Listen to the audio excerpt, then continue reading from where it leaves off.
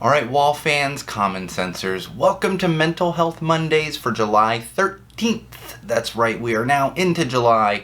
Missed a few Mental Health Mondays just because of scheduling and everything else, but I really wanted to get back in for this particular Monday, only because certain things have been coming up recently, and I think there's something that gets discounted a little bit, not fully discounted, but just not considered when it comes to our mental health, and that would be people who are a little bit introverted. This has come up recently with a few of my friends over the past week, and myself, and that's why I wanted to talk about it.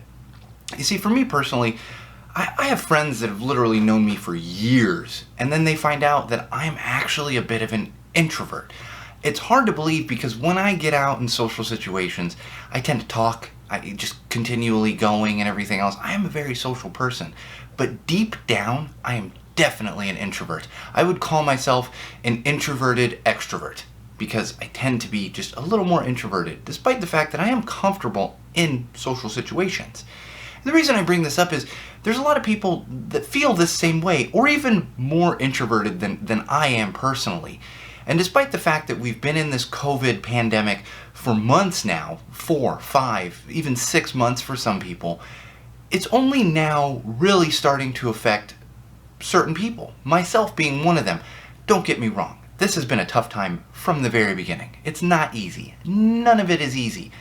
But I will say, recently it's gotten a little bit worse, and I think people who are introverted aren't realizing that the first few months it was okay because you're kind of used to being to yourself in your house. For me, it wasn't that difficult. However, after a certain length of time, even the most introverted person is going to start to be affected by this. So that's why I wanted to spend this particular Mental Health Mondays talking to you about the consideration behind that. If you suddenly find yourself in a worse mental place than you were at the beginning of the pandemic or middle of the pandemic, however far along the pandemic, and you're wondering why, there's a good chance that is why. It is finally catching up with you. It is definitely catching up with me. As much as I enjoy social activities, I don't need them usually. However, after 5 months of being in my house, just nothing in my house, thankfully I have a wife and kid who I love hanging out with, it is starting to get to me. And I'm feeling the effects of it. And like I said, I've talked to a couple friends over the past week.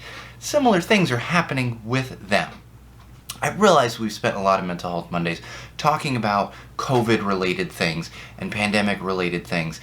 And it may seem excessive to some of you, but when it comes to mental health, most times outside influences are what is going to affect you most mentally. And obviously right now, COVID is at the front of everyone's mind. You turn on the TV, COVID. You go on social platforms, COVID. We're all dealing with this, especially in the United States where it doesn't seem to be getting better at all. So think of this. If you're feeling down, if you're feeling like you're out of place suddenly, despite the fact that you've been isolated for months, consider that. It could have hit a point for you where now you are craving that. Maybe you weren't craving it a month ago. Now you are, even if it's subconsciously craving it. So keep that in mind. And remember, maybe you can't see all your friends. Reach out to friends. Because here's the thing. Friends are not only going to be able to give you some comfort, they're not going to fix anything. They're going to give you some comfort. But the other important thing is letting other people know, and then the possibility that it is helping them. That's what happened with me and my friends this week discussing it. And I said, you know what? That's what's getting me right now. It takes a lot of strength and courage to do that, but once you do, you realize how helpful that can be and how freeing it can be for your own mental health. Keep these things in mind, wall fans, common sensors, and we'll be back next week with another Mental Health Monday.